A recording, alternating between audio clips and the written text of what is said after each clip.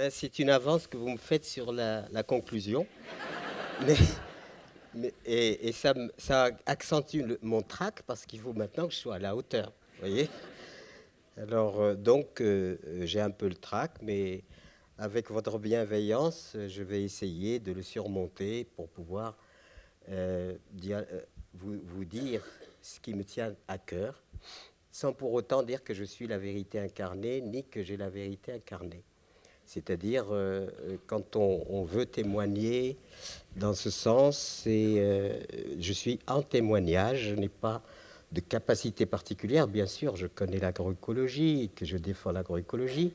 Pourquoi je défends l'agroécologie? Parce qu'en fait, c'est une activité qui répond à une multitude de choses. Elle nous permet de nous nourrir en quantité, en qualité, et puis ça nous engage, et évidemment, à prendre soin, oui, de la vie. J'aurais dû faire un stage avec Johnny Hallyday, mais j'ai oublié. Voilà. Voilà. Donc, je vais essayer, si vous voulez, de partager avec vous. Il y a un film qui a été réalisé par Marie-Dominique, justement, qui retrace, viens voir, simplement. Voilà. C'est donc le film Au nom de la terre qui retrace. Pierre Rabhi, Au nom de la terre. Donc, mon nom, c'est Marie-Dominique Delsing. Et donc, pour que tu ne sois pas obligé de te présenter toi-même.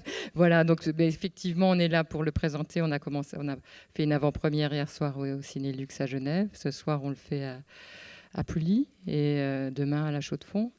Mais donc voilà, c'est le parcours de Pierre et toutes les structures, disons, qui l'ont accompagné et qui incarnent d'une manière ou d'une autre ces idées et qui essayent de les mettre en pratique. Merci. Merci beaucoup.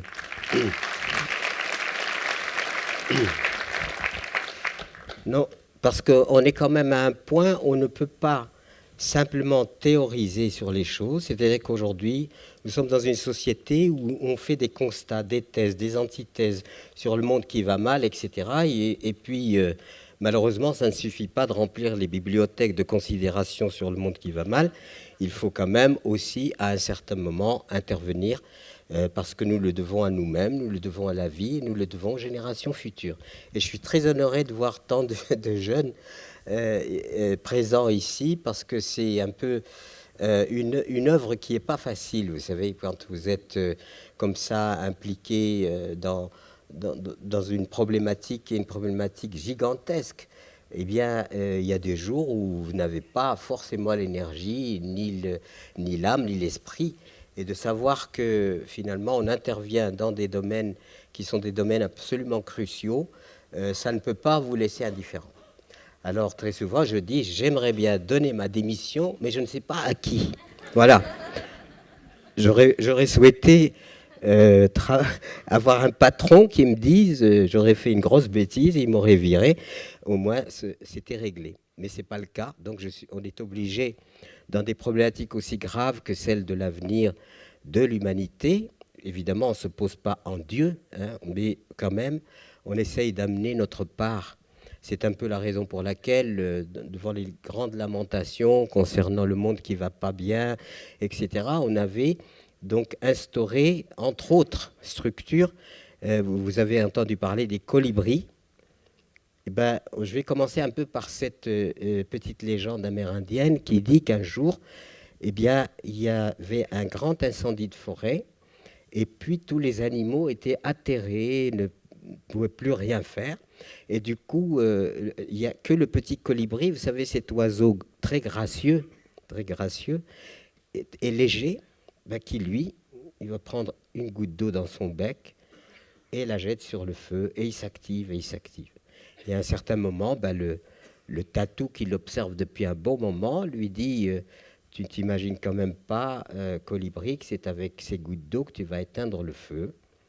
Et le colibri regarde le tatou dans les yeux et lui dit je le sais, mais je fais ma part. Voilà. Et ça m'a paru superbe. C'est-à-dire qu'aujourd'hui, soit on est dans la posture de se plaindre du monde qui ne va pas bien, et soit on dit je peux faire quelque chose là où je suis. Et ce là où je suis, même aussi insignifiant que ça puisse, nous apparaître, eh bien, une fois additionné, on se rend compte que ça peut faire un mouvement extraordinaire. Et les colibris, aujourd'hui en France, prennent de l'ampleur parce que je pense que ça a une résonance auprès des gens.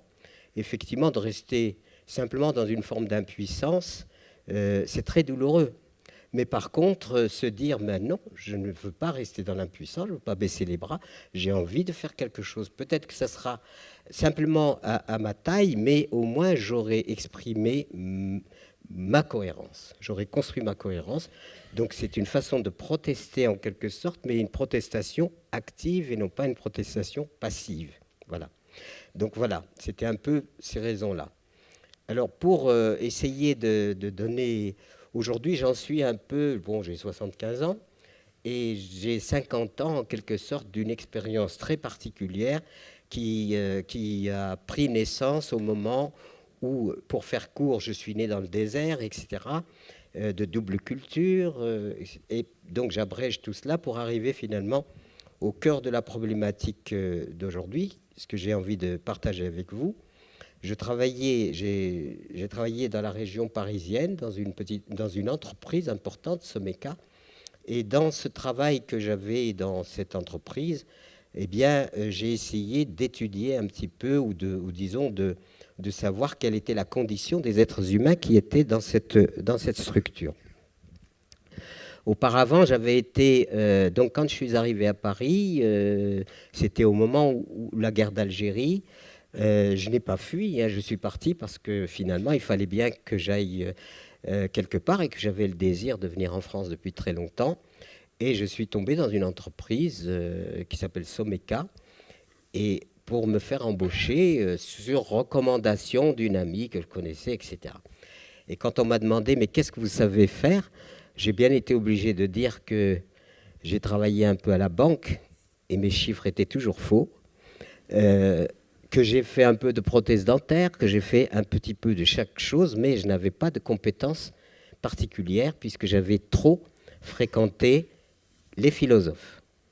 Pourquoi j'ai fréquenté les philosophes? Parce que dans ma propre destinée, j'avais à me poser des questions finalement très précoces sur le sens de la vie.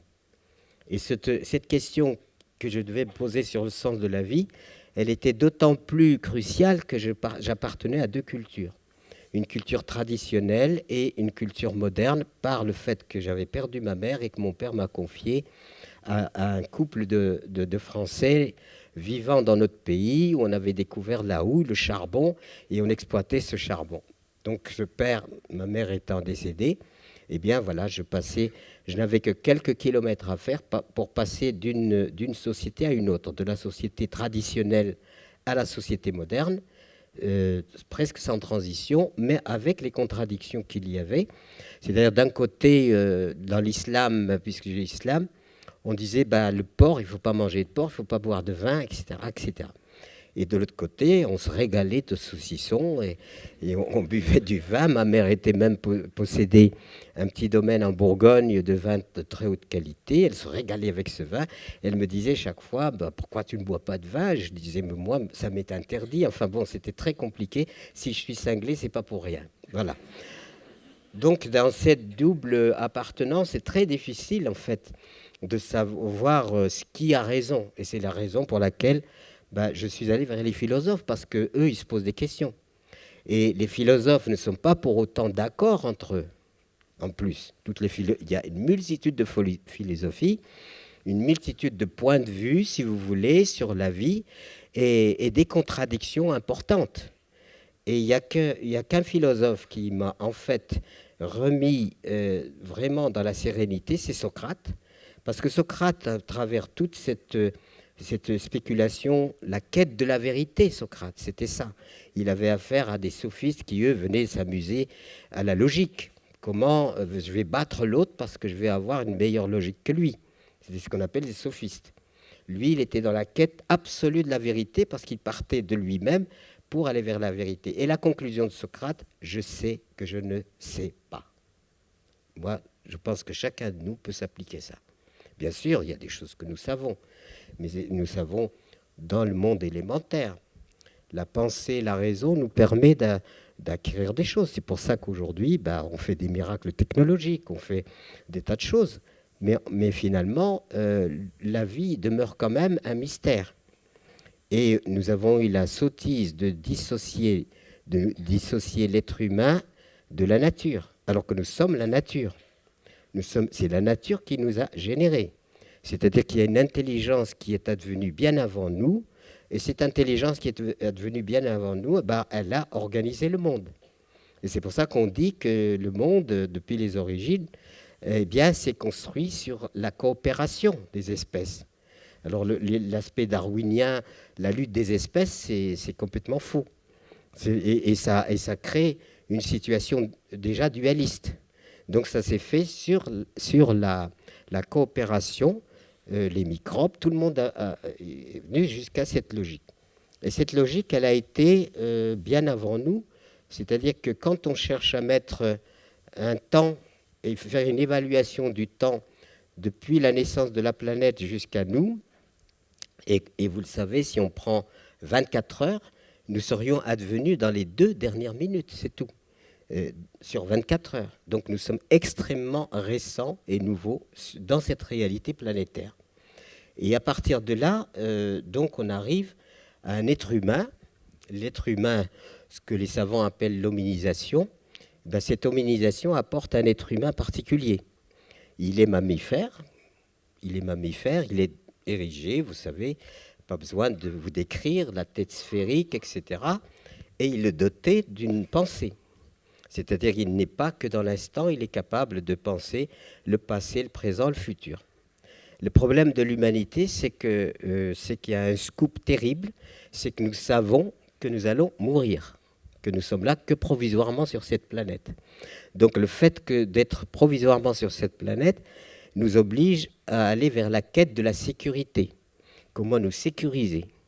Et la sécurité se traduit de multiples façons, c'est-à-dire qu'on va dans le monde inconnu, ce qu'on appelle le monde métaphysique, et où là, chacun, les uns disent on va au paradis ou à l'enfer, on va se réincarner, etc. Et tous ces éléments-là, je n'ai rien à dire contre, mais ce sont des croyances. Ces croyances, rien ne peut nous amener à les vérifier. Et à partir de ce moment-là, on rentre dans un cycle, si vous voulez, extrêmement difficile. Et cette insécurité qui produit de la violence, parce que nous sommes en quête de sécurité. Et à ce moment-là, il y a toutes les mythologies les unes contre les autres, les idéologies les unes contre les autres, les religions les unes contre les autres, etc. Et les tribalismes, si vous voulez, de l'humanité, qui en fait a une perception fragmentaire de la réalité. Et à partir de cette fragmentation, on va créer les nations. Et les nations, on va justifier le fait qu'il faut défendre le territoire, qu'il faut défendre la nation, ce qui justifie la production d'armement. La production d'armement amène les conflits généralisés et permanents sur la planète, et du coup, on a du mal à trouver l'unité de l'humanité dans sa spécificité. Tout le travail qui est à faire aujourd'hui, soit il va vers la reconnaissance de l'unité de l'humanité et donc retrouver cette coopération avec la vie et la coopération entre les êtres humains pour qu'on puisse survivre. Si on ne retrouve pas cela, évidemment, ça va être notre éradication par nous-mêmes. Et il y a un élément absolu qu'on ne peut pas récuser. Est-ce que nous avons besoin de la nature? Oui. Est-ce que la nature a besoin de nous? Non. Elle ne nous a pas attendus pour nous créer. Donc il y a eu, à travers, si vous voulez, l'histoire de la planète, des extinctions d'espèces, etc., etc. Et nous sommes exposés seulement avec une spécificité, c'est que nous contribuons à notre propre extinction. Nous détruisons la terre qui nous nourrit, nous polluons l'eau qui nous abreuve, nous polluons l'air qui nous fait respirer, nous sommes en conflit permanent. Et donc, nous empoisonnons, nous détruisons, etc. Donc, c'est une réalité. Je ne suis pas là pour vous faire peur. C'est simplement pour vous dire, voilà la réalité. Et qu'aujourd'hui, nous sommes confrontés à une espèce d'ultimatum de changer pour ne pas disparaître. Et je crois vraiment, en disant tout cela, je crois qu'il y a une possibilité pour les êtres humains de s'en sortir, mais à la condition qu'on change de paradigme. Parce que le paradigme selon lequel la planète, il faut la piller jusqu'au dernier poisson, au dernier arbre, etc., ça donne quoi? La croissance économique indéfinie. La croissance économique indéfinie, c'est-à-dire que ça ouvre finalement, ça donne à l'humanité une espèce d'avidité non limitée. Chaque individu est traité par la voie subliminale, c'est-à-dire c'est ce que nous n'avons pas qui prend de l'importance, alors que ce que nous avons ne prend plus d'importance. Ce qui fait qu'il y a une excitation permanente à l'avidité, à l'insatiabilité, c'est-à-dire on cultive en quelque sorte l'insatiabilité, c'est-à-dire le manque est traité comme quelque chose dont la publicité s'empare pour essayer de dire vous manquez, vous manquez, vous manquez, même quand on a tout ce qu'il faut. Voilà. Je ne sais pas si vous êtes d'accord. Voilà. Donc, ce qui a provoqué aussi quelque chose de terrible, c'est qu'il y a 1/5 de la population mondiale qui détient les 4/5 des ressources. Et vous avez aujourd'hui sur la même planète des gens qui sont suralimentés, qui sont dans une hyper-prospérité, et puis des gens qui ont du mal, des êtres qui ont du mal à donner un bol de soupe à leurs enfants. Et vous avez des enfants qui meurent chaque jour, non pas de maladie, mais de famine. Voyez ? Et ce qui fait que aujourd'hui, tout cela se pose comme une question. On est interpellé, notre conscience profonde est interpellée pour considérer que ces problèmes-là sont les problèmes majeurs et sont les problèmes prioritaires. Et au lieu d'être dans cette priorité, de servir la vie pour que la vie soit possible à tout le monde, eh bien on trouve beaucoup plus d'argent pour fabriquer des armes que pour nourrir les populations mondiales. Et quand on a essayé de voir, finalement, le coût des armements pourrait résoudre une grande partie de nos problèmes, ne serait-ce qu'un dixième de ce qui est consacré au meurtre et à la destruction, eh bien, pourrait résoudre les problèmes aigus de l'humanité. Et puis l'autre élément, bien sûr, ce qui me concerne personnellement, c'est si vous voulez, je suis un adepte et un praticien de ce qu'on appelle l'agroécologie. Pourquoi je pratique l'agroécologie et que j'essaye de la propager? C'est parce qu'en fait, c'est une discipline qui est hautement sensitive et sensible. Avec l'agroécologie, vous répondez à vos besoins alimentaires en quantité, en qualité, etc. Vous préservez donc le patrimoine qu'il faut transmettre vivant aux générations futures. Parce qu'aujourd'hui, tel que nous faisons, nous allons transmettre aux générations futures une nature dénaturée et presque une incapacité de survie. Donc, est-ce que nous sommes conscients de tout cela?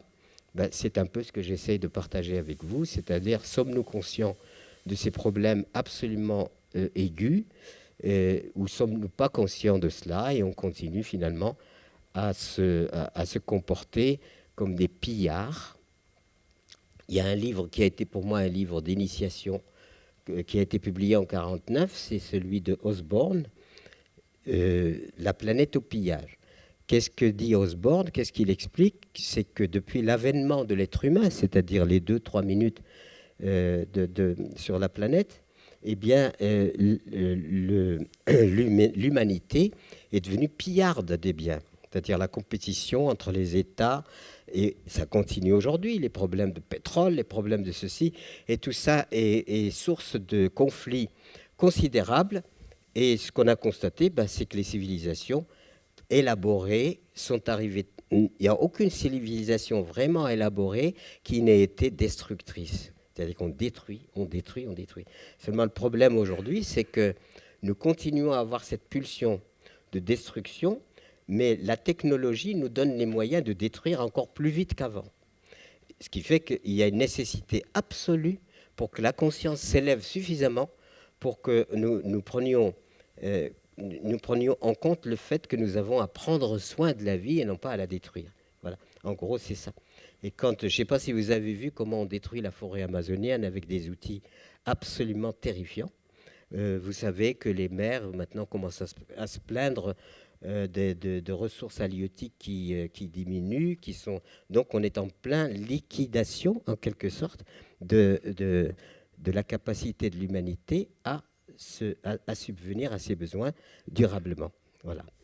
Donc une fois cette question-là, je sais pas, aujourd'hui, elle est finalement rendue assez banale, mais pour ce qui me concerne, j'en ai pris conscience dans les années 59-60, au moment où je travaillais dans une entreprise et où je me suis demandé finalement, poser la question sur finalement qu'est-ce que c'est que l'humanité et comment se fait-il qu'on a organisé un système dans lequel l'être humain est incarcéré à produire pour consommer, consommer pour produire, augmenter le produit national brut. Moi, je vous le déclare tout de suite, je ne suis pas né pour le produit national brut. Voilà.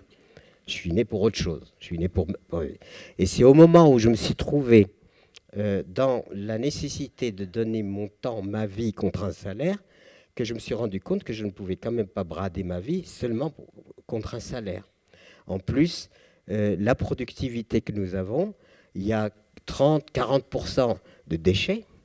Et évidemment, quand vous faites le ratio entre les pays riches et les pays pauvres, il y a 1/5 de la population riche, dite riche, qui consomme les 4/5 des ressources produites sur la planète. Donc cette inégalité, évidemment, va amener petit à petit des convulsions. On en voit d'ailleurs aujourd'hui des protestations de toutes sortes. Il y a eu le fameux choc pétrolier qui a été finalement, en disant, mais finalement, les gens qui ont du pétrole, les autres s'enrichissent, deviennent prospères avec du pétrole qui n'est pas vendu, qui l'aurait bradé pratiquement. Donc la crise du pétrole, et la crise du pétrole, on y est engagé de plus en plus de mille manières parce qu'on a créé une civilisation de la combustion énergétique, la technologie, la combustion énergétique. Et c'est pour ça qu'aujourd'hui, l'une des grandes problématiques, si vous voulez, qui va être décisive dans le mode d'organisation du futur, ben c'est la problématique du pétrole. On est dans, je ne sais pas si ça se dit, le pétrolitique. Ça se dit, le pétrolitique? On est dans le pétrolitique, voilà. Et ce pétrolitique, eh ben, finalement, aboutit à exhumer les matières souterraines, pétrole, matières premières, etc., pour pouvoir entretenir un modèle de civilisation qui est boulimique. Et ce modèle de civilisation boulimique, évidemment, accélère le processus d'épuisement. C'est pour ça que j'avais proposé un ouvrage qui a du succès, d'ailleurs, c'était vers la sobriété heureuse. C'est le thème qu'on m'a demandé ce soir. Pourquoi vers la sobriété heureuse? Parce que je pense que la plupart du temps, nous sommes complètement pris et aliénés par cette nécessité de produire et consommer, consommer et produire, de façon à faire tourner la machine infernale de la consommation. Et cette machine infernale de la consommation, elle est en fait taxée d'économie. Alors qu'en fait, il n'y a rien de plus anti-économique que ce qu'on appelle aujourd'hui l'économie. C'est-à-dire, c'est de la dissipation, c'est du gaspillage. Et aujourd'hui, on arrive finalement, comme vous le savez, à la domination absolue de la finance. Il y a 1300, j'ai appris ça il y a très peu de temps, 1300 et quelques êtres humains, milliardaires en dollars. Il n'y a pas plus que ça. Donc on a instauré sur la planète, si vous voulez, une féodalité dans laquelle il y a une minorité humaine qui concentre énormément entre ses mains, et le reste, ben, si vous voulez, il y a une hiérarchie de l'avoir qui s'accompagne du pouvoir, et on pourrait dire que la finance oriente l'histoire aujourd'hui. Et on est allé jusqu'à sortir, comme vous le savez, de la finance, c'est-à-dire de l'argent qui comporte une parité et qui est la vraie économie, c'est-à-dire qu'on ne peut pas se promener avec des sacs de pommes de terre comme pour une paire de chaussures. On ne fait pas ce troc-là. Donc l'argent est très pratique pour faire du troc, pour organiser le troc. Ben, cet argent qui organise le troc, maintenant, est devenu finalement souverain. Et vous pouvez gagner plus d'argent, parfois vous gagnez de l'argent en dormant. C'est-à-dire que pendant que vous dormez, votre argent travaille pour vous. Donc vous n'êtes même plus contraint d'aller travailler. Pour ceux qui atteignent évidemment un certain niveau où ils peuvent faire des placements avec des dividendes qui leur reviennent, etc. Et ça a donné, si vous voulez, une caste d'hyper riches qui sont aujourd'hui en train de mettre la main sur le patrimoine collectif. Ils achètent des forêts, ils achètent tout. Et du coup, il y a une confiscation légalisée, une espèce de hold-up légalisé sur les biens communs qui sont absolument indispensables à la survie de tout le monde. Voilà. Et donc, du coup, et comme il n'y a pas de loi qui régule tout ça, eh ben, l'évolution générale, elle va vers, en quelque sorte, une féodalité planétaire qui sera certainement fondée aussi sur l'épuisement général et l'accaparement des biens naturels qui sont indispensables à toutes les générations sont aujourd'hui et de plus en plus concentrés entre les mains de minorités. Voilà. Donc une fois que vous avez dit tout ça, bon, bien sûr, si je reviens, si vous voulez, à mon implication personnelle, c'est en 1961 que j'ai fait un retour à la Terre. Pourquoi j'ai fait ce retour à la Terre ? Parce que, comme je vous l'ai dit tout à l'heure, je ne me voyais pas passer toute ma vie dans un système carcéral. Voilà, qui est carcéral. Vous savez qu'aujourd'hui, quand on dit l'itinéraire d'un être humain dans la modernité, de la maternelle à l'université, il est enfermé. En France, on dit le bahut. Les jeunes disent le bahut. Voilà. Ensuite, tout le monde travaille dans des boîtes, des grandes boîtes, des petites boîtes. Voilà. Même pour s'amuser, on va en boîte, bien sûr. Et on y va comment ? Dans sa caisse, bien sûr. Et puis vous avez l'avant-dernière boîte, c'est là où on stocke les vieux. En attendant la dernière boîte, ce que je vous laisse deviner. Alors comme itinéraire d'existence, il y a peut-être mieux. Il y a peut-être mieux. Voilà. Donc toutes ces manipulations que l'on fait sur l'être humain pour créer du consentement. Il y a des gens très puissants, des philosophes, des gens qui savent manipuler l'être humain à travers une approche, ce qu'on appelle subliminale. C'est-à-dire qu'on ne touche pas, on ne passe pas dans la réalité telle qu'elle est. On passe par les symboles et toutes les questions qui sont dans nos têtes comme représentatives de symboles importants pour manipuler l'être humain. Et l'une des grandes manipulations, on n'a jamais assez, jamais assez, jamais assez. Et du coup, on aboutit à une société dans laquelle, eh bien, il y a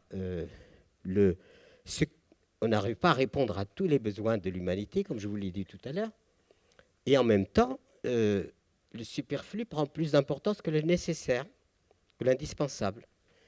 Vous aurez beau me demander, je pourrais me mettre à table et dire, bon, je vais manger 2 ou 3 repas, ça sera fait. Ben, je ne peux pas. Il faut bien que je digère le premier repas avant d'aborder le deuxième, etc. Ça veut dire quoi ? Ça veut dire que la régulation liée à la nécessité, elle est précise.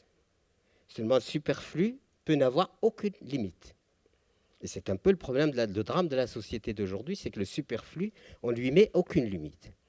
Et je peux, si je suis riche, je m'achète plusieurs jets, ce que je veux, des yachts, tout ça, etc.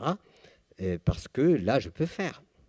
Et si, en dernier ressort, si vous voulez, si on est dans une crise dans la réalité humaine, c'est-à-dire que le manque de nourriture, par exemple, le manque de nourriture, une pénurie alimentaire grave, et on vous pose une miche de pain d'un côté et un diamant de l'autre, et on vous dit de choisir.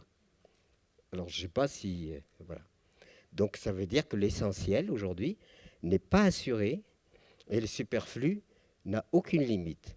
Et c'est en fait le superflu, c'est-à-dire cette insatiabilité de l'être humain, qui veut toujours et toujours et toujours, mais sans joie. Parce que si vous ne mettez aucune limite, vous n'atteignez jamais la satisfaction. On se condamne à n'être jamais satisfait. Et c'est la raison pour laquelle j'avais écrit ce livre qui a du succès, qui fonctionne, vers la sobriété heureuse. Pourquoi vers la sobriété heureuse ? Parce que d'abord, c'est une attitude révolutionnaire, en quelque sorte. Je me libère du superflu parce que finalement, ce superflu qui remplit les poubelles. Et pourquoi travailler autant pour jeter autant ? C'est stupide. Ça n'a pas de sens. Il faudrait... Alors, plutôt que de remettre en question notre système, on augmente le traitement des déchets. Alors qu'on pourrait dire, ne faisons pas de déchets. Et du coup, tout est réglé. Il n'y a pas de traitement des déchets. Mais on est dans un système qui produit du déchet et ensuite on traite le déchet. De même qu'on est dans un système qu'on appelle frénétique, c'est-à-dire une super accélération du temps et de l'espace, parce que la technologie nous a amené évidemment la possibilité de modifier le temps et l'espace. Depuis l'origine de l'humanité, eh bien, on se déplaçait évidemment en fonction de nos capacités. Celui qui avait un cheval, il se déplaçait mieux que les autres. Et puis on avait nos jambes pour nous déplacer. Et bien depuis qu'on a cette technologie a modifié le temps et l'espace, parce qu'on peut se déplacer beaucoup plus vite et couvrir donc beaucoup plus d'espace en très peu de temps. Et après tout, la voiture, c'est un outil qui vous prend d'un point à un autre dans un certain temps. Seulement la voiture, maintenant, est accélérée. Et qu'est-ce qu'on a fait? On a choisi de vivre frénétiquement et on s'équipe pour pouvoir assumer la frénésie. Ce qui fait qu'on ne remet jamais le fait que nous ne sommes pas dans le rythme normal. Le rythme normal, c'est les saisons qui nous les donnent, c'est notre rythme cardiaque, notre respiration, notre circulation du sang. Tout ça relève de quelque chose qui est la cadence naturelle que la vie a instaurée depuis les origines. Et aujourd'hui, comme on est rentré, time is money, donc il ne faut pas perdre de temps, il faut gagner du temps, parce qu'il faut gagner de l'argent. Et du coup, on arrive à une situation où la frénésie, en quelque sorte, devient tellement énorme qu'on ne pourrait pas la supporter sans les outils, qu'on réalise des outils pour nous permettre de supporter cette frénésie. Seulement, le problème des outils que nous produisons, c'est qu'ils sont censés nous aider et nous libérer, mais en fait, ils sont en train de nous asservir. On est la civilisation la plus fragile que l'humanité ait inventée. Vous supprimez l'électricité, le pétrole, la communication, et c'est l'effondrement total de la civilisation parce qu'elle dépend maintenant des outils qu'elle a créés, lesquels outils étaient censés l'aider au contraire à se libérer. Vous voyez les ambiguïtés dans lesquelles nous sommes. Ce qui fait qu'il n'y a qu'un espace dans lequel on peut se réhabiliter, c'est évidemment quand on retrouve les rythmes et les cadences de la nature. Et j'ai beau engueuler mes plants de tomates, ils ne donneront pas plus vite que quand ils le voudront, quand ça sera mûr, quand ça sera fait. C'est une magnifique leçon de patience. C'est pour ça que je recommande beaucoup de faire le jardin, parce que c'est non seulement jardiner, c'est un acte politique, c'est un acte d'autonomie, parce que en parlant de l'autonomie, vous savez qu'aujourd'hui, on a un système qui est de moins en moins autonome. Vous voyez ? Même la nourriture, elle fait des milliers de kilomètres. Je ne sais pas si vous connaissez cette anecdote. Sur la vallée du Rhône, en France, un camion de tomates quitte l'Espagne pour livrer la Hollande. Un autre camion de tomates quitte la Hollande pour livrer l'Espagne. Hasard extraordinaire, ils se sont percutés. Et on avait les tomates hollandaises, espagnoles qui étaient là. Voilà une description de l'absurde. C'est-à-dire la nourriture fait des milliers de kilomètres alors qu'elle pourrait être produite là où nous sommes, là, dans l'immédiat. Les couronnes de production autour des villes, toutes ces choses-là sont des alternatives très intéressantes à mettre en place. Alors, si on maintient tout cela, ça veut dire qu'on reste dans l'absurde et au fur et à mesure dans une complexité à laquelle nous aurons de moins en moins la possibilité de donner une réponse. Parce que cette complexité, aujourd'hui, aboutit finalement à l'exclusion de l'être humain par lui-même. Même le travail en France, chaque jour, vous ouvrez la radio et on vous dit on a licencié, telle entreprise ferme, donc on va vers quelque chose qui va en fait être l'exclusion de l'être humain du champ de sa survie. Alors, que faire? Moi, j'avais proposé modestement ce qu'on appelle les oasis en tout lieu. Désertification sociale, désertification économique, etc. La suite de l'histoire, c'est quoi? Il y a eu des salariés, ils n'ont plus de boulot. Ils font quoi? En France, il y a des dispositifs, par exemple, sociaux qui permettent d'accompagner, disons, la personne dans ce temps d'exclusion. Mais il est impossible de penser que ces dispositifs puissent durer s'il n'y a pas de création de richesse. Donc vous voyez combien on est de plus en plus en quelque sorte emprisonnés dans ce champ de complexité qui nécessite aujourd'hui de repenser, si vous voulez, le futur.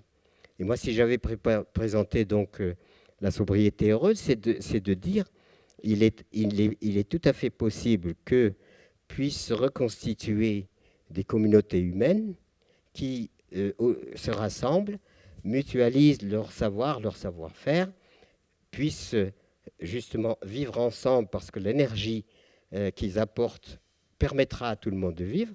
Et voilà, et j'ai eu la joie que ma propre fille, Sophie, crée la première oasis qui s'appelle le hameau des Buis.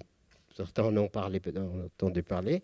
Qu'est-ce que c'est que le hameau des Buis? C'est une vingtaine de maisons qui sont faites avec de la paille et de la terre, donc une architecture écologique. Et ils ont fait le test, ça a besoin de très peu d'énergie pour pouvoir se sentir bien dedans. On n'a pas besoin de consommer beaucoup d'énergie pour que ça chauffe. Et il y a une école, un collège, et donc la recréation, en quelque sorte, d'une communauté humaine, non pas 68 arbres, parce que 68 a beaucoup échoué. Le système communautaire 68 arbres a beaucoup échoué, parce qu'effectivement, on se rassemble, mais on oublie que le facteur le plus difficile, c'est le facteur humain. Et si on ne travaille pas sur le facteur humain, c'est comment se supporter, comment vivre ensemble, ça explose. En ce moment, je suis témoin de l'explosion d'une communauté qui partait sur des très bonnes intentions. Seulement, le problème de l'être humain, c'est qu'il a du mal, ensuite en communauté, à se supporter, pour des raisons et des autres. Alors, je ne fais pas de la psychanalyse, je veux dire, je fais du réalisme. Simplement, je fais du réalisme. Je ne suis pas là pour dire il y a le bien ou le mal. Je suis là pour dire voilà le vrai. Quelquefois, on commence avec une personne, c'est le grand amour, et ça finit au tribunal qui garde les enfants. Et je ne fais pas de l'humour avec ça. Je fais simplement du réalisme.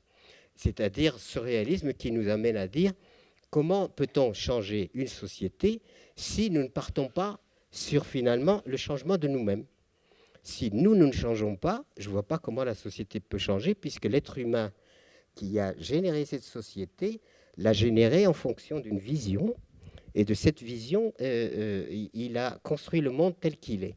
Donc si nous voulons que le monde change, il faut aller à la source même de cette pensée, de cette vision du monde qui a été une vision fragmentaire, générant de la violence, générant des antagonismes terribles. Et donc l'avenir ne peut pas être à autre chose. Alors reste la nature, bien sûr.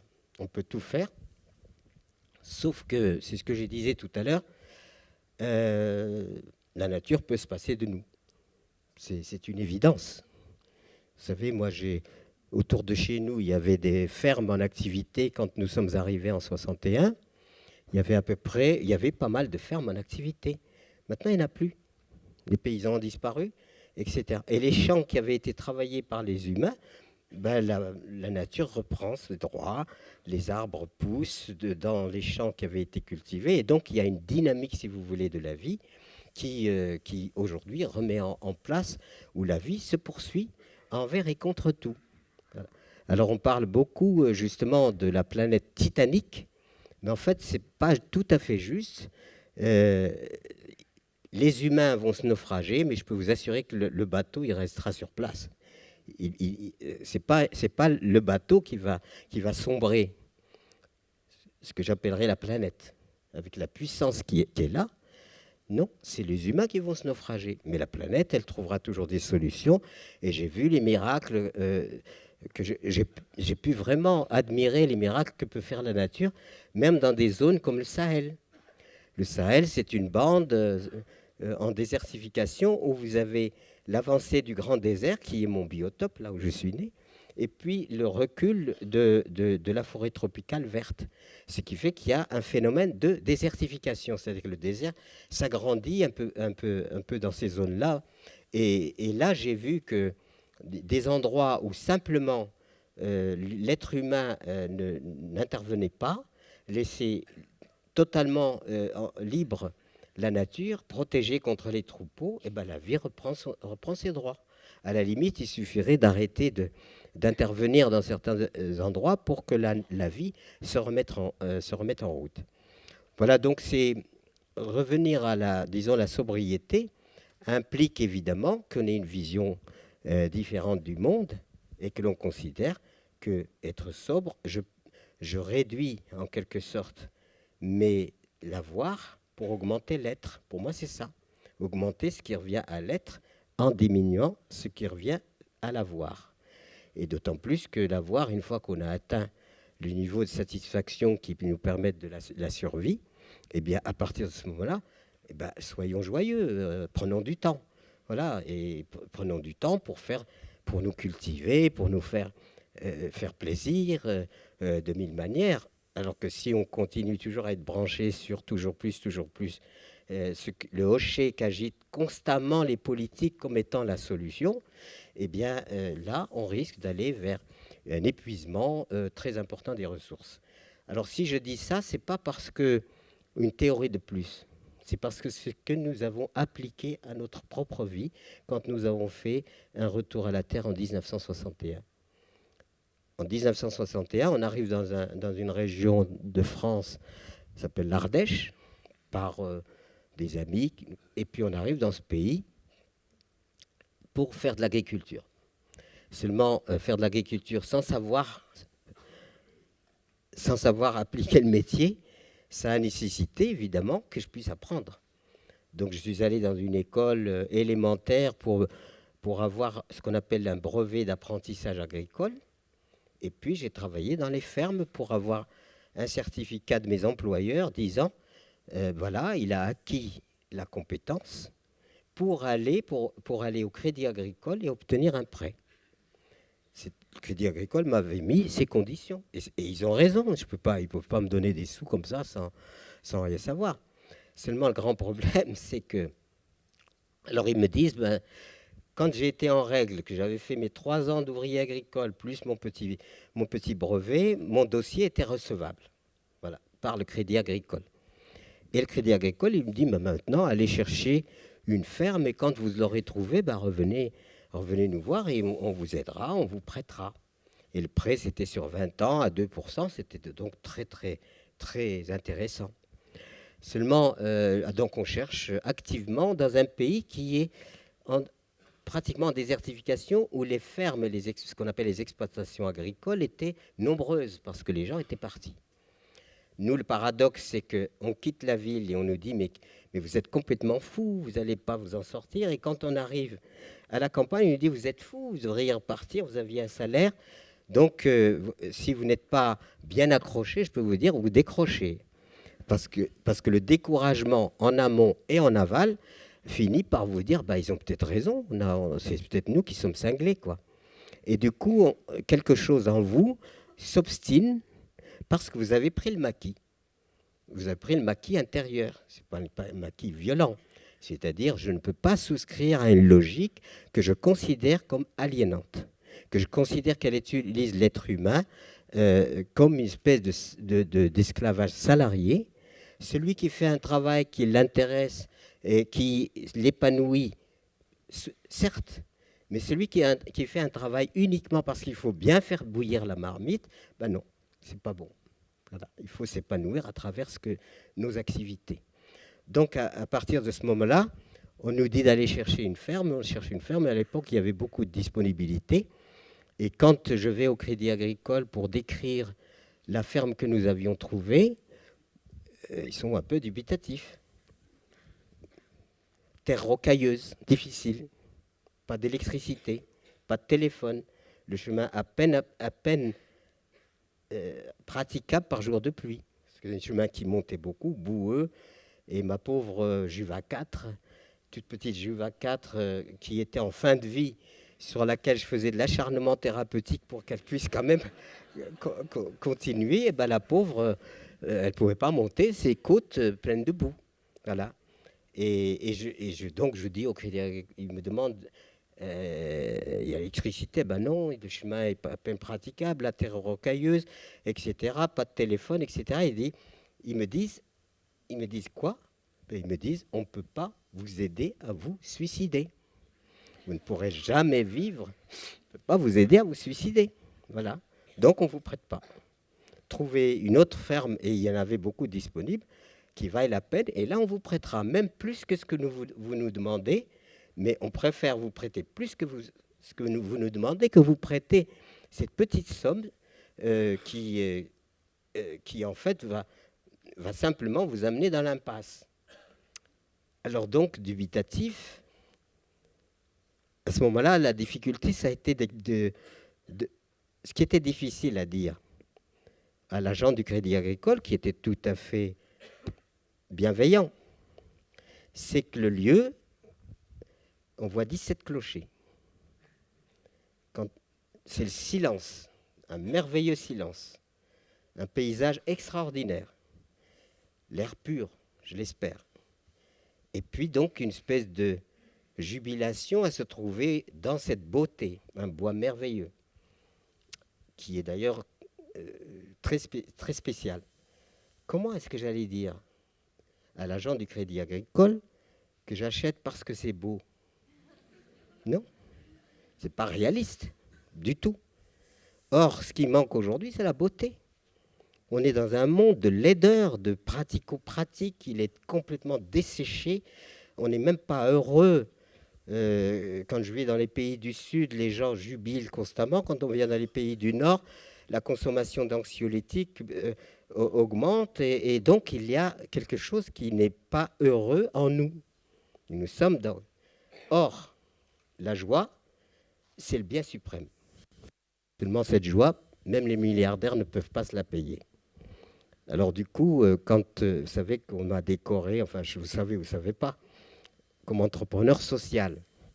Et alors on est venu chez moi pour me faire un article qui allait paraître dans une très belle revue et qui devançait un peu le rituel de ma décoration.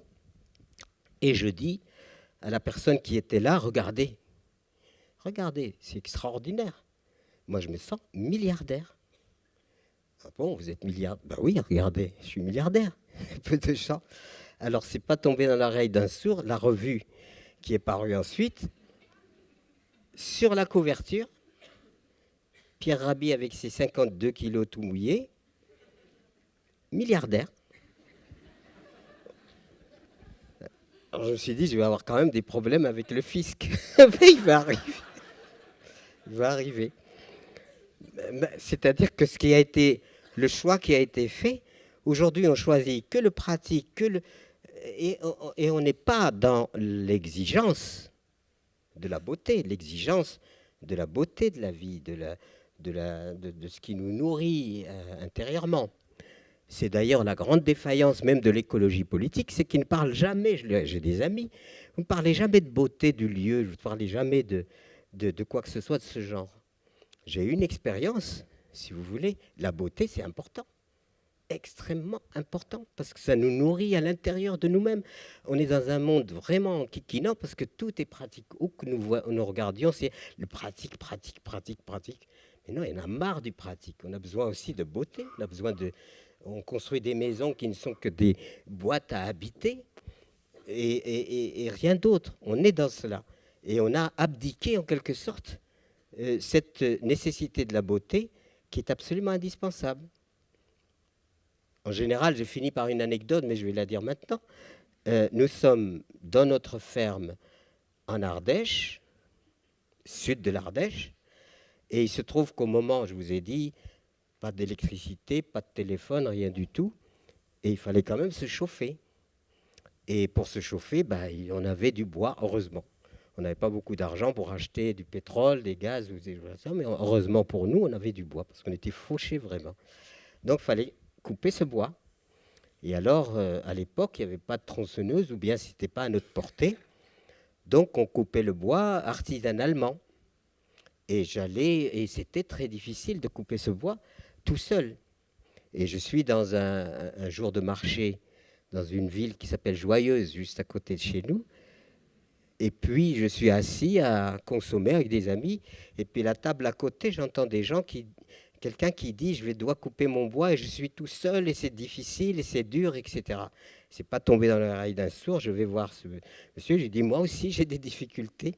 Est-ce qu'on ne pourrait pas travailler ensemble? Vous venez chez moi tant de jours, je vais chez vous aussi tant de jours. » Et puis, donc, le contrat est signé. il vient chez moi pour m'aider à couper le bois, et je vais chez lui pour couper le bois. Et un jour, nous étions en train de couper le bois d'une façon vraiment artisanale, si vous voulez. Et puis, serein, le casse-croûte, enfin, tout se passait très bien.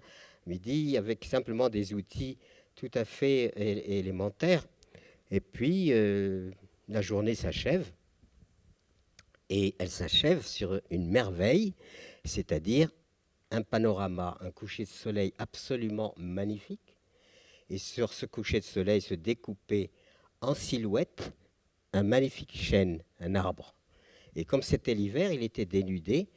Et essayez d'imaginer donc cet arbre magnifique, ce coucher de soleil, le soleil rouge qui descend à l'horizon.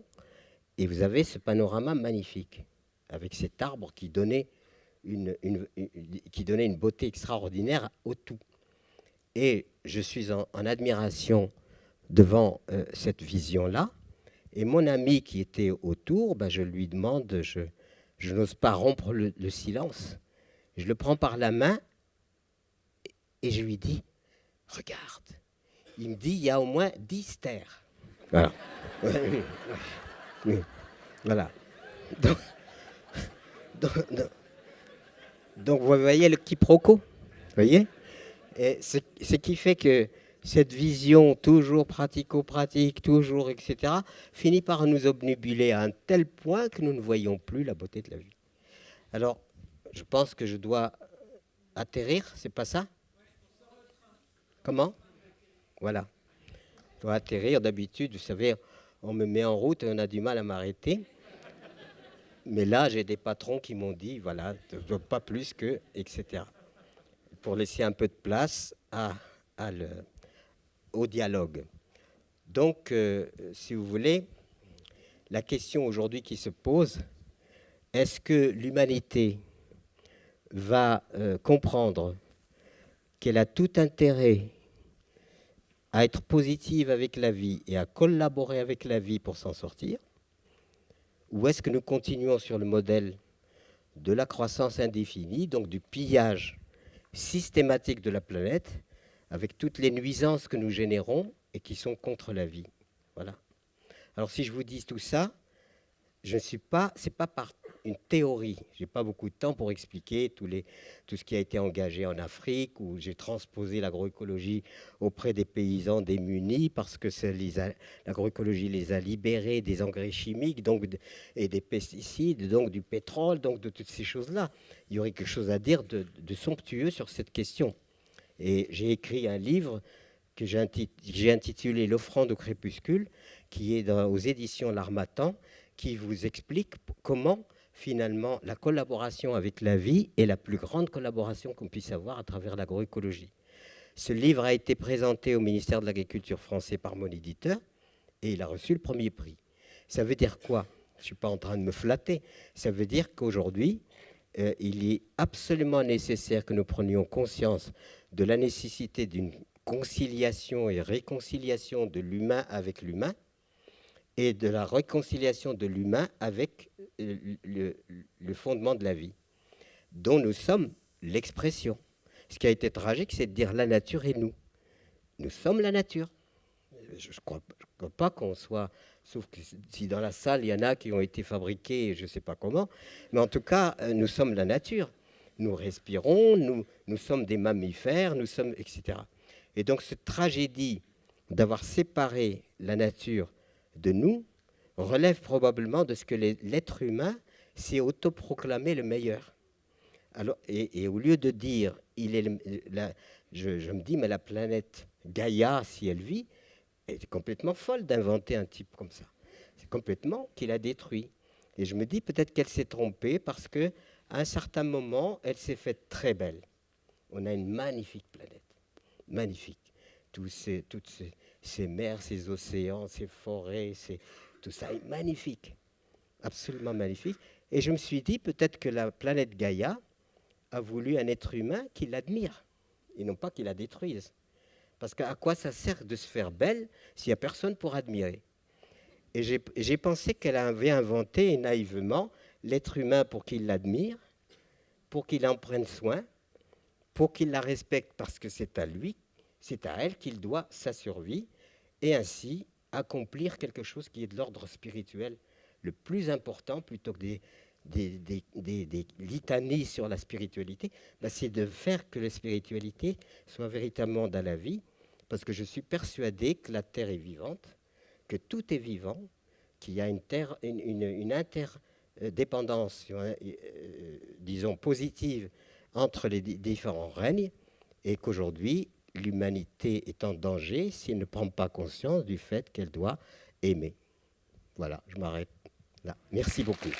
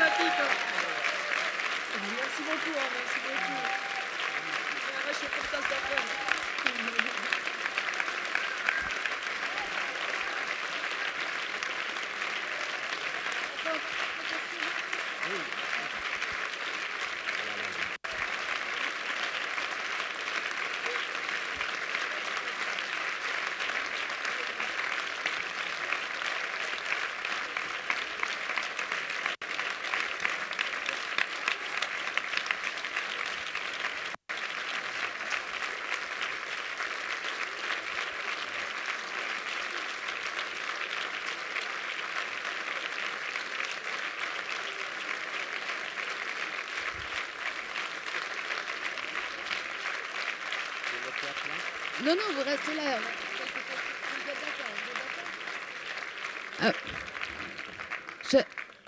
On a encore quelques minutes pour faire des questions-réponses, enfin vraiment un dialogue avec la salle. Par contre, ce que je vous demande, c'est des questions brèves, aucun témoignage personnel, parce que ça, c'est pas le but de cette discussion. Donc des questions qui ne sont pas longues et pas de témoignages personnels. Et puis comme ça, on peut avoir encore un moment d'échange avec Pierre. Et par contre, je ne sais pas comment on va passer le micro, mais ça va se faire.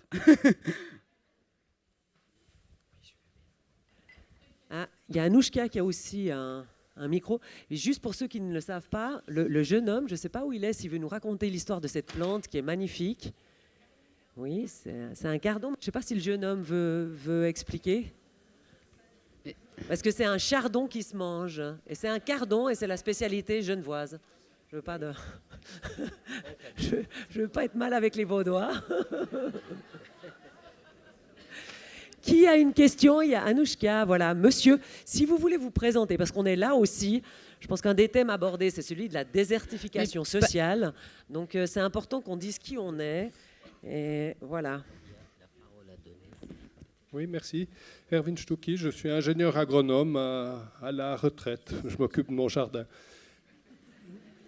J'aurais bien aimé demander à Pierre Rabhi, donc le thème « Nourrir l'humanité ».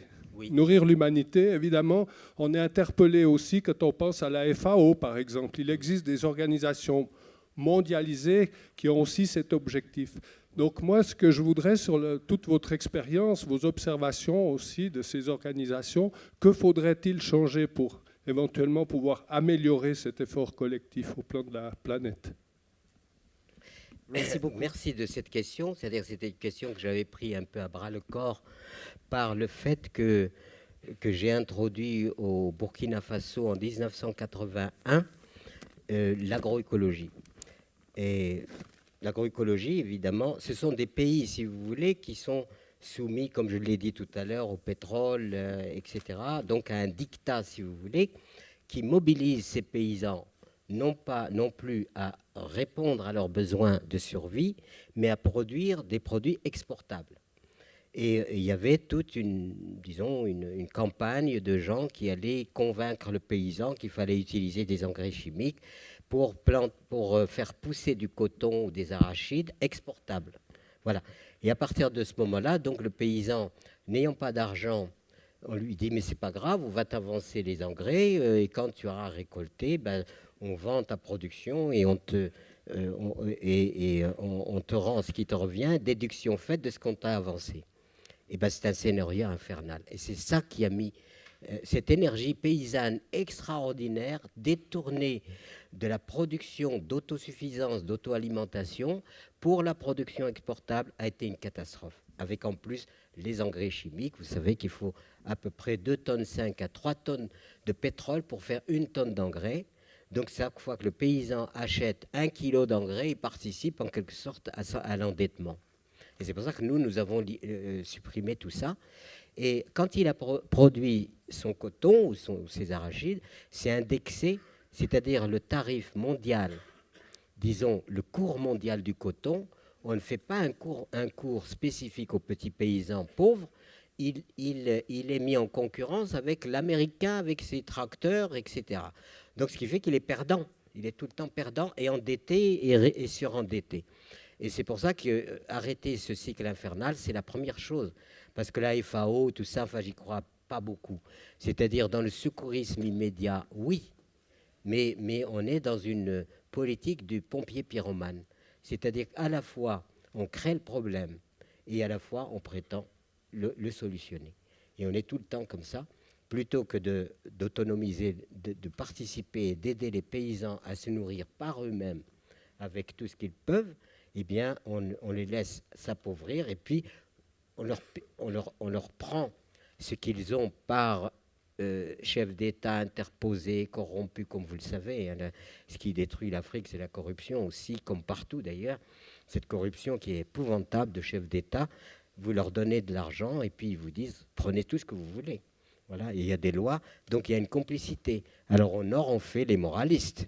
Ces gens-là, ils sont corrompus. Sauf que la corruption souterraine, elle est là aussi.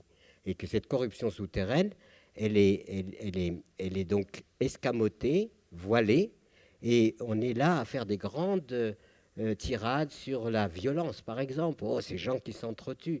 Sauf qu'on fabrique des armes pour leur donner, pour qu'ils puissent s'entretuer. Et on gagne de l'argent sur la violence, sur le meurtre, etc. Et donc tout ça mis bout à bout, ça crée une espèce d'hypocrisie institutionnalisée, et nous sommes totalement contre. La seule chose qu'il faut faire, et disons la stratégie qu'il faut mettre en place aujourd'hui, c'est que les êtres humains se nourrissent par eux-mêmes. En Afrique, on dit que l'Afrique est pauvre. Ça n'est pas vrai. L'Afrique est immensément riche. Ils ont une énergie qui est une énergie humaine extraordinaire, mais qui n'est pas employée. Et tout ce que nous avons amené, nous, comme scénario, c'est de mobiliser l'énergie des individus de façon à ce que ces individus répondent par eux-mêmes à leurs propres besoins et non pas attendre la charité internationale. Voilà.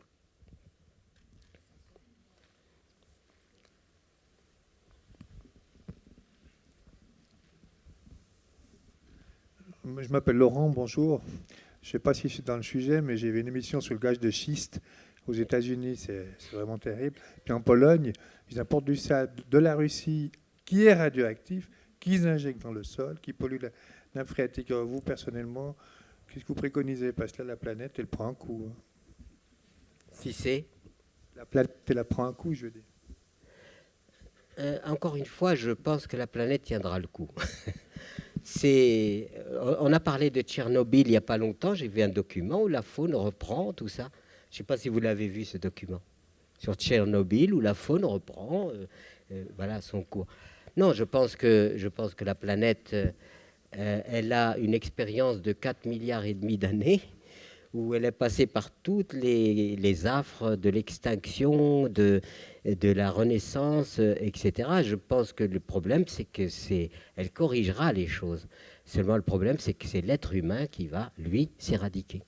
Et tant qu'on n'a pas compris ça, je pense qu'on continuera toujours à être dans cette illusion selon laquelle on va quand même poursuivre notre vie, alors qu'en fait, nous sommes atteints même nous-mêmes. Pour aller très vite, par exemple, vous expliquez la Terre. La Terre, il faut qu'elle soit vivante. Et la Terre, c'est vivant. Je ne parle pas de la Terre globale, la Terre nourricière. C'est-à-dire qu'une Terre nourricière, elle est vivante. Il y a plein de microbes, de micro-organismes de toutes sortes. Il y a des vers de terre. Et tout ça, ça travaille jour et nuit sans être payé. Voilà. Et en plus, ils ne font pas grève. Voilà. Donc, donc ça travaille.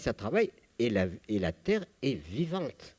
Elle est entretenue vivante par tout cet ordre extraordinaire. Et quand vous confiez à la Terre vos semences et qu'elle est vivante, qu'est-ce qui se passe? Ces semences, non seulement la plante, par exemple, va se faire son propre menu. J'aime ça, je n'aime pas ça, ça me convient, ça me convient pas. Là, je prends comme ça, là, je prends... Et c'est extraordinairement vivant et intelligent. Vous mettez des engrais chimiques, paf. Et les engrais chimiques, d'une façon générale, sont des engrais qui ont été traités dans les usines pour avoir un effet osmotique. C'est-à-dire que ça pénètre, dès que ça touche à la racine de la plante est obligée de l'absorber parce qu'on a travaillé sur l'effet osmotique. C'est quelque chose qui a été aussi réduit à être une substance unique. Donc la plante est obligée d'absorber ces substances, et quand elle a absorbé ces substances, elle est rassasiée, si on peut dire, ce qui fait qu'elle ne peut plus intégrer dans son organisation ce qu'on appelle les oligo-éléments. Les oligo-éléments qui sont des micro-éléments que la plante va choisir et va se faire son menu. Et ainsi, elle va bien se porter. Or, dans le scénario précédent, elle est malade. Parce qu'elle est malade, donc elle est dévitalisée, elle va pousser, mais elle n'aura pas pris les substances suffisantes de la Terre avec leur complexité, et elle ne va plus avoir la capacité de capter les énergies cosmiques. Ces énergies existent, ce n'est pas de la sorcellerie, c'est une réalité. Donc elle ne peut pas. Donc c'est une plante qui est déficiente, et à ce moment-là, elle est malade. Et il y a aussi un flic qui est très important de la nature, c'est l'insecte. L'insecte, il intervient pour dire, toi, ma vieille, il ne faut pas que tu reproduises, parce que si tu reproduis, tu vas faire dégénérer. C'est ça. C'est pour ça que les plantes sont attaquées par des insectes. Ce n'est pas seulement pour nous embêter.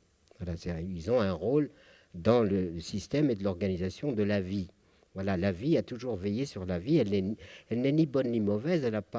Elle n'est pas moraliste ni rien du tout. Elle applique des règles absolues. Vous transgressez, vous disparaissez. C'est tout. C'est clair. Et l'humain, c'est pareil. Vous transgressez, vous disparaîtrez. C'est tout. Donc, de ce fait, on aboutit à avoir de l'alimentation qui est effectivement pas vivante.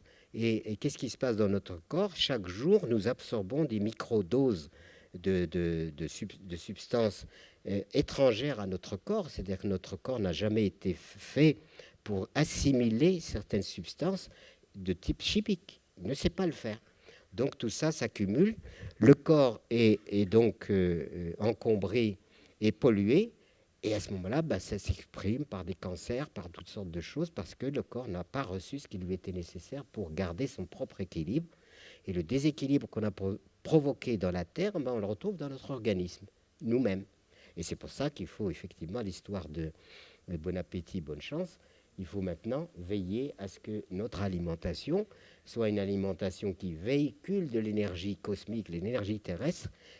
La biodynamie a bien compris ça, les biodynamies, Rudolf Steiner ont bien compris tout ça, c'est-à-dire qu'il faut la liaison entre les énergies terrestres et les énergies cosmiques pour constituer une nourriture qui rentre dans la règle de la poursuite de la vie, c'est-à-dire qui amène les éléments, l'ordre de la vie, parce que la vie, c'est une sorte de symphonie où chaque élément joue sa partition, mais dans une partition globale. C'est-à-dire que la partition globale est collective, c'est comme dans une symphonie, et chaque élément joue sa propre symphonie, et ça fait donc l'harmonie.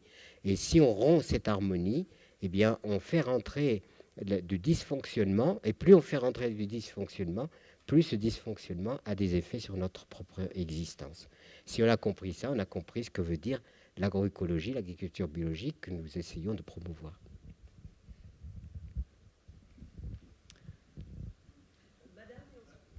Merci. Mon nom est Catherine Morand, je travaille pour une ONG suisse, SwissAid, qui effectivement appuie des projets d'agroécologie qui vont exactement dans le même sens que vous.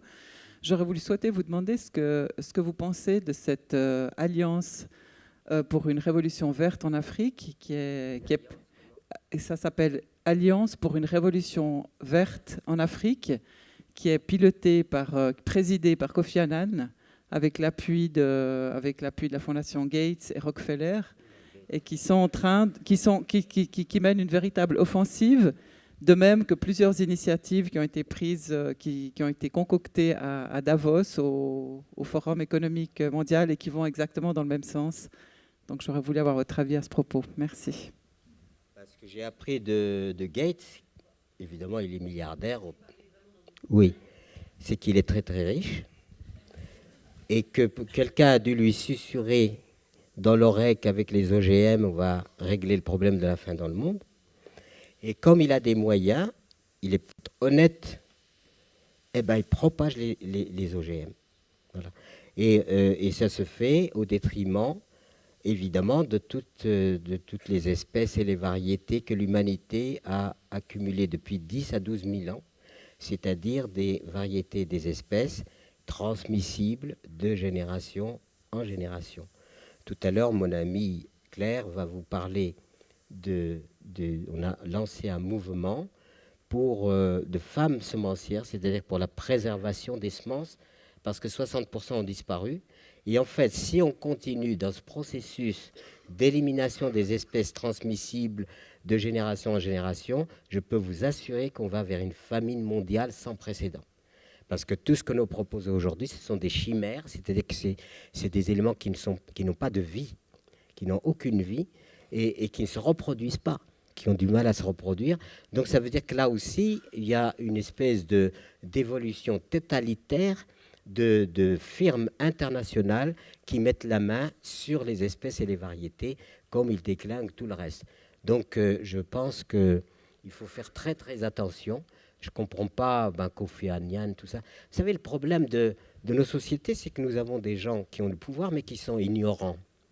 Alors du coup, ce sont des ignorants.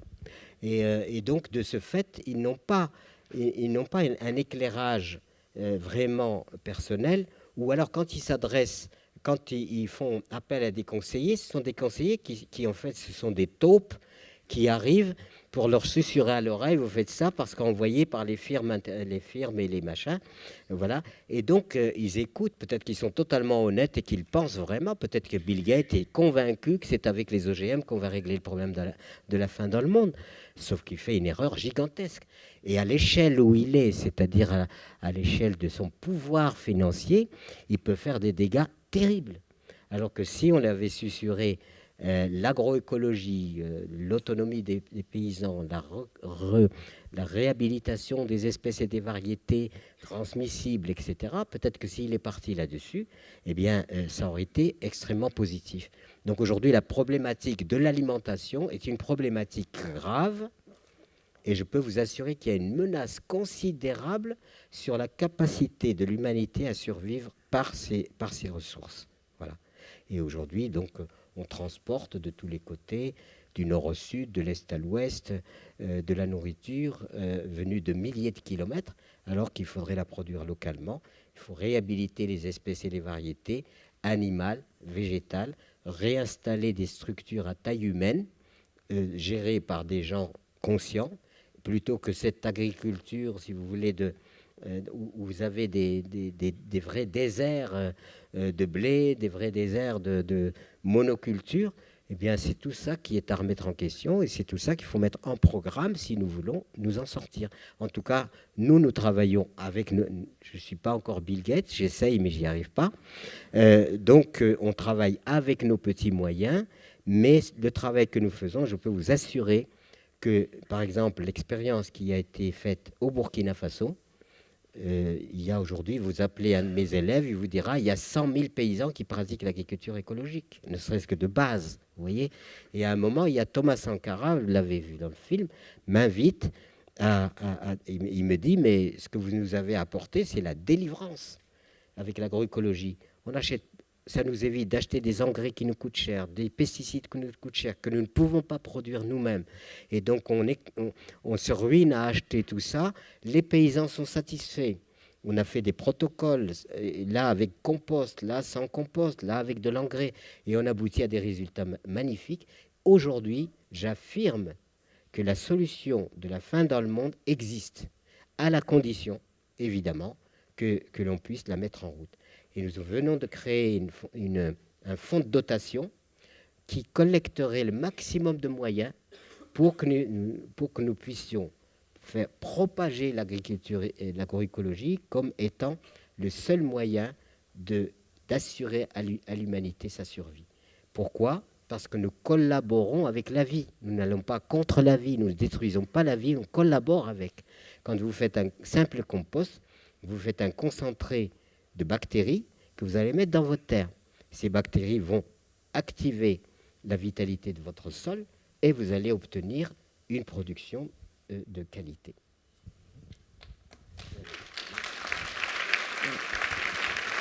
On se positionner face au changement.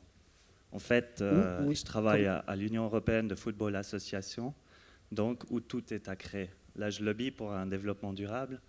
Donc, est-ce qu'on doit lutter contre le système ou à l'intérieur du système, ou les deux?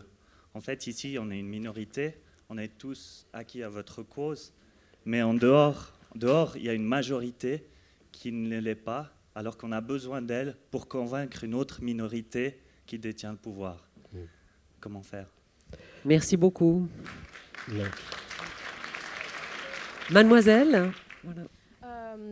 Oui, alors moi je suis étudiante en urbanisme. Comment tu t'appelles? Sarah. Bonjour Sarah. Bonjour. Et je tenais à vous remercier d'être venue et puis de prendre le temps aussi de non seulement d'écrire des livres, mais ça fait vraiment du bien de vous entendre, pas seulement de vous lire. Et voilà, vous dites que vous êtes fou, mais vous êtes une des personnes les plus lucides que j'ai eu la chance de voir en chair et en os en face de moi.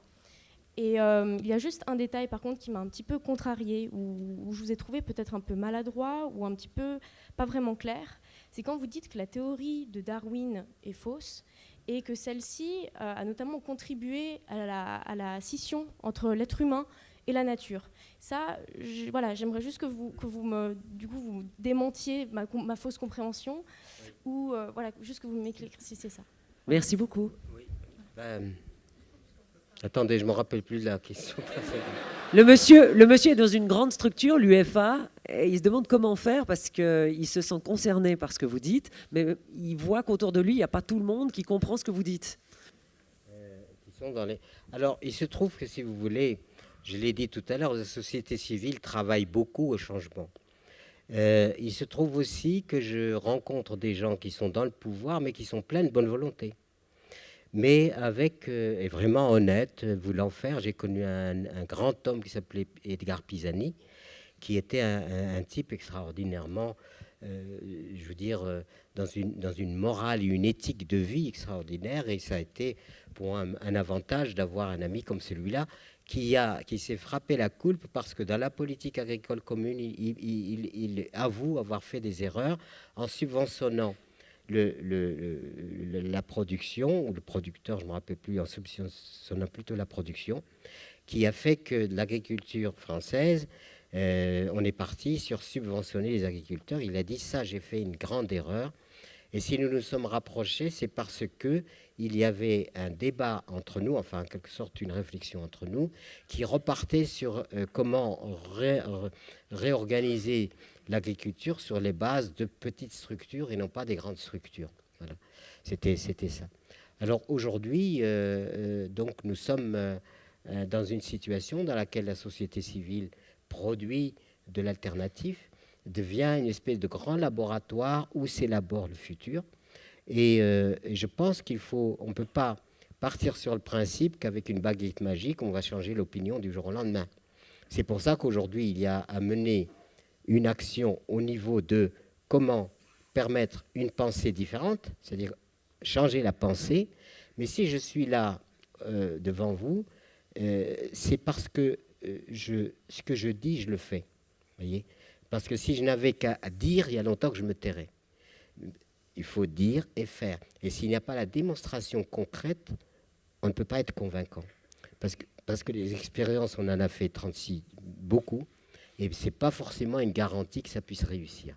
Donc aujourd'hui, chacun doit avoir, je dis aux gens, si vous avez un jardin, cultivez-le. Et cultiver son jardin aujourd'hui, c'est un acte politique, un acte de résistance. Vous voyez, à la fois de quelque chose qui est beau à faire, c'est de la résistance que de cultiver un jardin. Ça signifie quoi? je m'autonomise au maximum. Et si nous sommes nombreux à nous autonomiser, eh bien, on va à l'encontre des multinationales et de toutes ces choses qui nous subordonnent. Voyez ? Donc, il y a des actions comme ça. Nous avons des structures. On a créé des structures de formation en France. Dont si vous allez sur Internet, vous verrez que nous sommes quand même dans une proposition extrêmement concrète. Voilà. Et alors, l'histoire de Darwin, c'est ce qui est choquant, et je ne suis pas le seul, hein, c'est la lutte des espèces. On n'est plus dans... la lutte des espèces, ça voudrait dire que les espèces se détruisent entre elles. Alors qu'en fait, la théorie, par exemple, de Jean-Marie Pelt, c'est de dire, mais non, il y a coopération des espèces, mais avec quand même une régulation, en quelque sorte, des espèces. La différence de l'être humain avec les espèces, c'est que quand un lion mange une antilope, il digère son antilope, mais il n'a pas de banque d'antilopes, ni d'entrepôt d'antilopes pour vendre aux copains. Et c'est là, c'est-à-dire la vie se donne à la vie. Et vous avez vu des films où les lions sont là, regardent passer des antilopes absolument indifférents. Quand il a faim, bien sûr, il va le faire comme moi aussi. Quand j'ai faim, je mange. Eh bien, là, c'est pas de la prédation.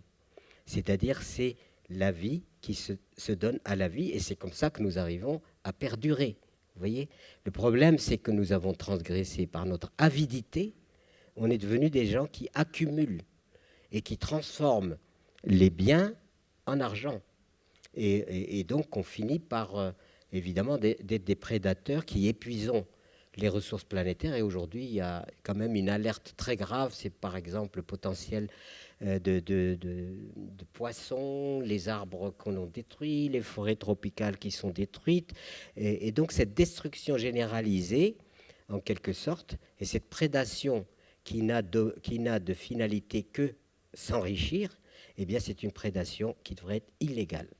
Parce qu'il faut protéger les biens. Et ce n'est pas parce qu'on a de l'argent qu'on s'attribue un privilège de mettre la main et de faire un hold-up légalisé sur le bien qui doit revenir à l'ensemble de l'humanité. Donc la problématique de la lutte des espèces ne concorde pas, à mon avis. Maintenant, vous pouvez croire ce que vous voulez. Moi, je ne suis pas la vérité. Je crois beaucoup plus au système de coopération que la lutte des espèces qui laisse à penser que cette lutte des espèces, elles sont faites pour s'exterminer les unes les autres, ce qui n'est pas le cas. Voilà. Je crois que je vais arrêter là. Merci beaucoup. Merci.